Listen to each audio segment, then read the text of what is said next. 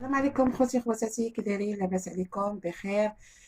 اليوم جيتكم بواحد الوصفه اللي هي زوينه وكنحتاجوها في السلطات ديالنا، اللي هو المايونيز.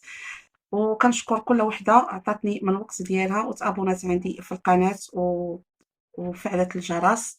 كنشكركم بزاف. وندوزو للوصفه، ندوزو المقادير وطريقه التحضير. عندنا جوج بيضات، وعندنا شويه ديال الابزار، وعندنا شويه الملح، جوج المعالق ديال الخل، وعندنا جوج كيسان ديال الزيت بالقدر ديال هاد الكاس. ناخذ واحد الاناء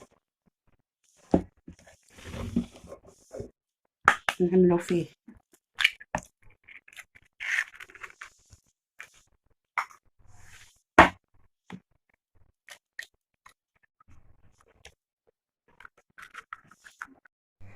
تنديرو واحد القبصه ديال الملح، نتوما على حسب الذوق، وشويه ديال الابزار، وتنديرو هاد جوج معالق ديال الخل.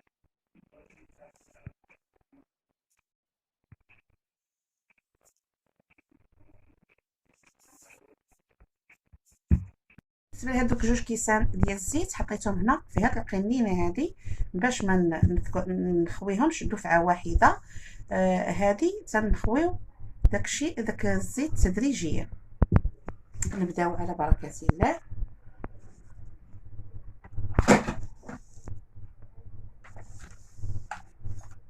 الا مشيتو بهاد الطريقه غتنجح لكم الوصفه 100%.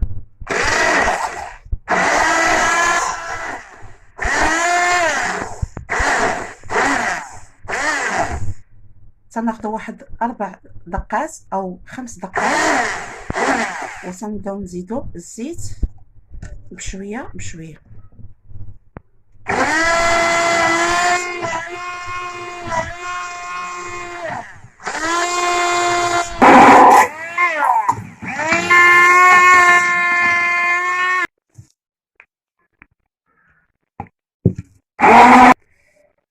هانتوما بعد ما كملت الطحين ديال المايونيز ديالنا، بالنسبه لدوك جوج كيسان اللي عملت ديال الزيت بقاو عندي تقريبا هنا شي معلقه، حيت انا كنشوف على حساب، يعني نشوفوا واش تقال لينا هاد المايونيز ولا لا. بالنسبه لي انا تقال، حبس الزيت.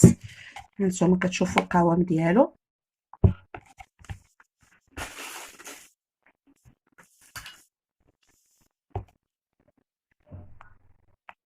كنتمنى تعجبكم الوصفه.